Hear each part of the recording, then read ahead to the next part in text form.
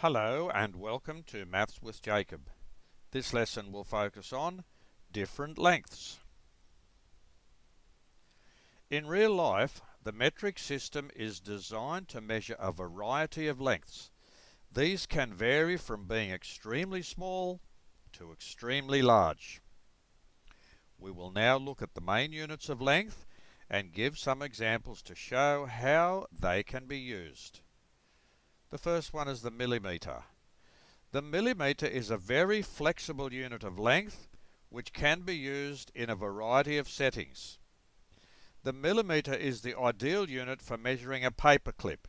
It is about 40 millimetres long and 10 millimetres wide. Building materials such as screws, nuts, bolts, nails and washers are measured in millimetres.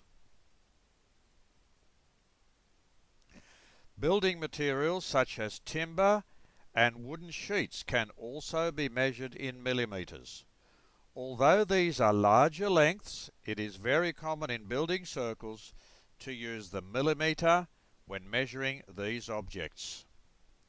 Centimetres. Centimetres are also very flexible when it comes to measuring different types of objects. Many building materials and other objects used around the home are measured in centimetres. The height of a person, the width of a table, the length of a bed, and the size of a sheet of paper can be measured in centimetres.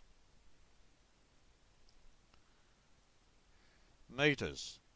The metre is an extremely versatile unit of measurement and is used all around the world for larger lengths. Examples where this unit is used are to measure the dimensions of sports fields, building blocks, large trucks, heights of trees, and so on. The kilometre. This unit is used mainly for very large distances, such as those travelled by car. It is used to measure the elevation of a plane and distances between towns or cities.